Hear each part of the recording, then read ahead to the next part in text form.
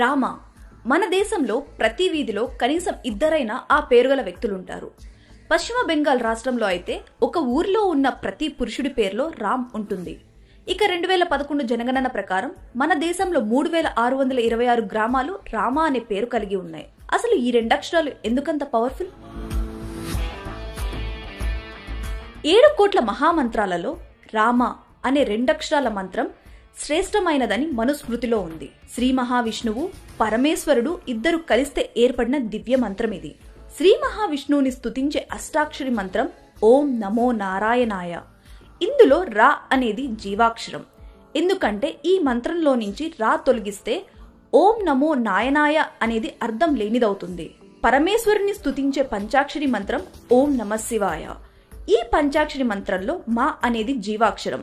ఎందుకంటే ఈ మంత్రంలో మా తొలగిస్తే నశివాయ అవుతుంది, అంటే శివుడు లేడని అర్థం. ఈ 2 జీవాక్షరాల సమాహారమే రామ.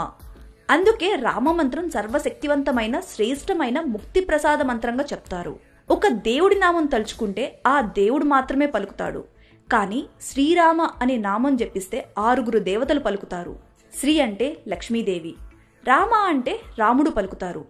రామ అనే నామం ఉన్న చోట అందరికన్నా ముందుగా వచ్చి ఆ నామాన్ని విని ఆనందించేది హనుమంతుడే.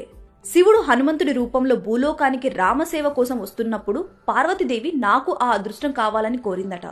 అయితే ఈ అవతారంలో హనుమంతుడు బ్రహ్మచార్యాన్ని పాటిస్తాడు కనుక నిన్ను తీసుకెళ్లడం కుదరని పని అని శివుడు పార్వతికి చెప్పడంతో అప్పుడు పార్వతీదేవి నేను మీ తోక రూపంలో వస్తానని హనుమంతుడి తోకలో ప్రవేశించిందట. కాబట్టి హనుమంతుడు వస్తే పార్వతి కూడా వచ్చినట్లే. ముందుగా చెప్పుకున్నట్లు రా అంటే విష్ణువు, మా అంటే శివుడు కూడా వస్తారు. కాబట్టి రామ అని అనగానే రాముడు, హనుమంతుడు, శ్రీ మహాలక్ష్మి, శ్రీ మహావిష్ణువు, శివుడు, పార్వతి 6 వచ్చి ఆశీర్వదిస్తారు. శ్రీరామనామం జగత్కళ్యాణ కారకం, శ్రీరామనామం సర్వశుభకరం.